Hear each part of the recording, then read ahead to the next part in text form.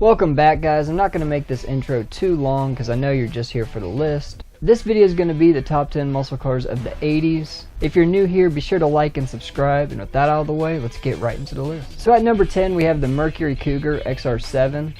It's kind of an unknown fact, but back in the day, Mercury and Buick used to compete. So when Buick came out with the Grand National, it only made sense for Mercury to come out with a response car. And that came in the form of the Cougar XR7. They both had similar styling and a similar drivetrain, the Mercury being powered by a supercharged V6 producing 210 horsepower.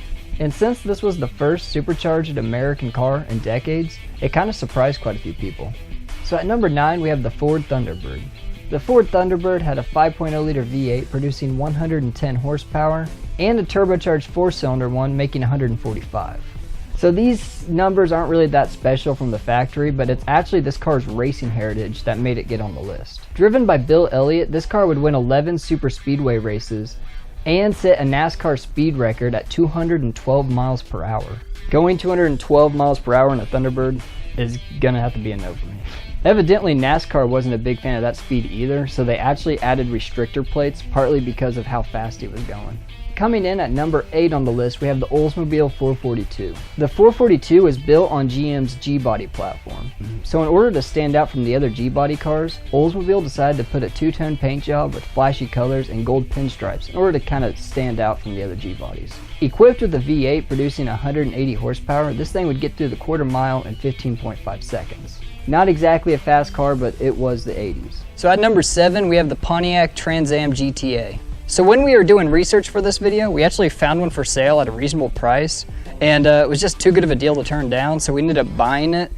So I decided to just go ahead and show you the car in person. This thing was powered by a tune-port engine that's a 5.7 liter, producing 225 horsepower. They later went up to 235. So this car was full of like a bunch of different cool technology for the time, like it's got the volume and the tuner for the radio all up on the steering wheel. Had these kind of digital gauges that are really cool, very Knight Rider inspired. It had the Trans Am wheels, the snowflake wheels, very iconic. I cut her off there. So coming in at number 7 we have the IROC Z Camaro. Named after the IROC racing series, the IROC Z had a V8 producing 215 horsepower, but later climbing up to 245 horsepower, and came standard with fuel injection, stiff springs, and performance shocks. As for the exterior, this car had metallic paint, a chin spoiler, and hood scoops. And right on the door was an IROC Z decal. This car actually had quite a bit of popularity in the 80s. At number 5 we have the 1982 Corvette. For the sake of this list, let's just say the Corvette's a muscle car. I understand there was faster and better handling Corvettes built in the 80s, but the reason I put this 82 above those is because it's a C3 style. And a lot of people agree that the C3 style is better looking than the C4. Originally coming out in 1968, the C3 style had a 15-year runtime and finally ended in 1982. It's actually the only American car in the 80s that came out in the 60s. At number 4 we have the Monte Carlo SS.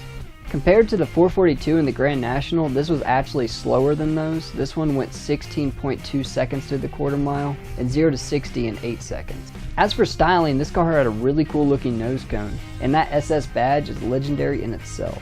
At number 3 we have the Fox Body Mustang. Available with the V8 producing 140 horsepower but later climbing up to 225, and a turbo 4-cylinder version producing 130 but later climbing up to 200.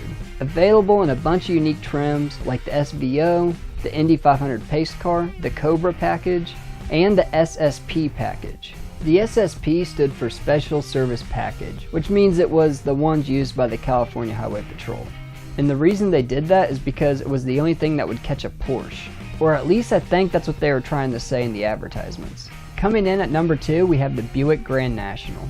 Lots of good stuff have been said about the Buick Grand National. Pretty sure I've mentioned it multiple times already. A turbocharged V6 producing 300 horsepower and an all-black exterior that looks really clean.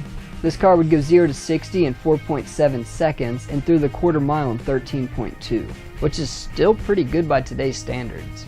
So at number 1 we have the Dodge Viper. For the sake of this list, I called the Corvette a muscle car. I'm going to do the same with the Dodge Viper. I should have just called it American cars or something like that, but you get the idea.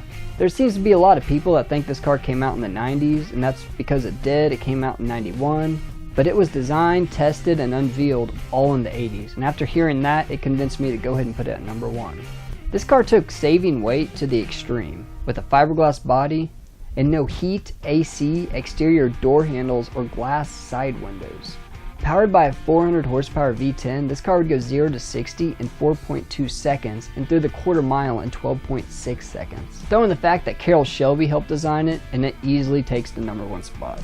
Thank you guys for watching. If you enjoyed the video, be sure to press like and subscribe. I know we've been pretty busy lately and not uploading a lot of videos, but we love making videos for you guys, and we'll do it whenever we get the chance. Stay safe, have a great rest of your day, and I'll see you next time.